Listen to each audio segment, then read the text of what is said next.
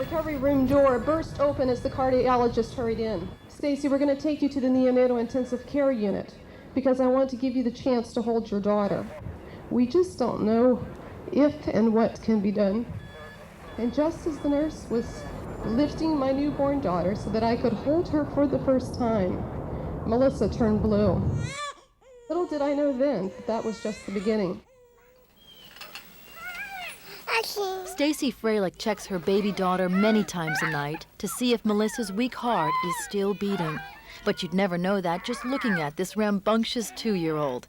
The task of keeping Melissa alive is monumental, and so are the medical bills. Melissa was born with a very messed up little heart.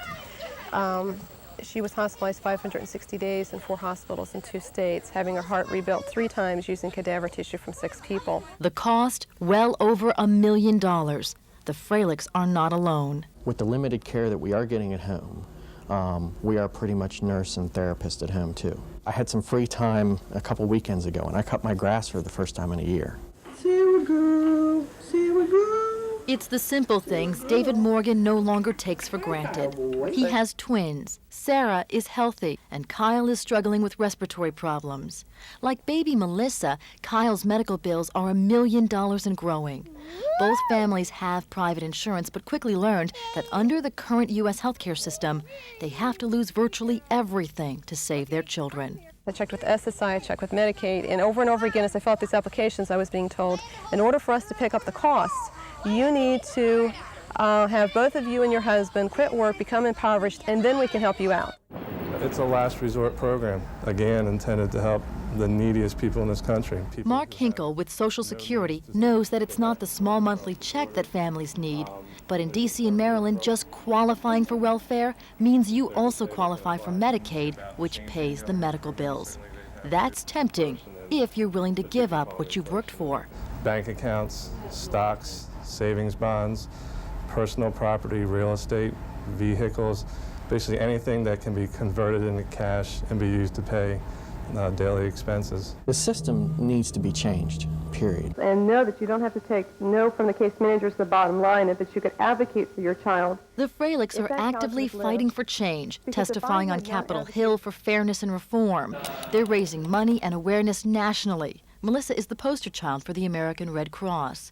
But they still can't afford the $50,000 to get Melissa on a national donor list for a heart transplant. The only way families can receive benefits and not have their assets attacked is if the child never leaves the hospital. That's because when a child is born, the system looks only at the money the child has. But once that child leaves the hospital, even for just a day, the entire family's finances are taken into account. This is Melissa's homecoming. At 1.5 years, she felt grass under her feet for the first time. And at this moment, the Freilichs' financial future changed forever. Throughout our investigation, some families admitted off-camera that they know of people who lie about their income and hide their assets to cheat the government, because they say the alternative would devastate their families. But that's frustrating for families who do play by the rules. It's bad enough going day to day not knowing if your child's going to live or die. I mean, that is an emotional hell that I cannot even begin to describe. But then to think that you're going to have to go bankrupt and stay impoverished, when that's not why you went to college, and that you can't even save and take care of your other 2 children is just horrible. It was an emotional roller coaster ride from hell. There's no other way to put it.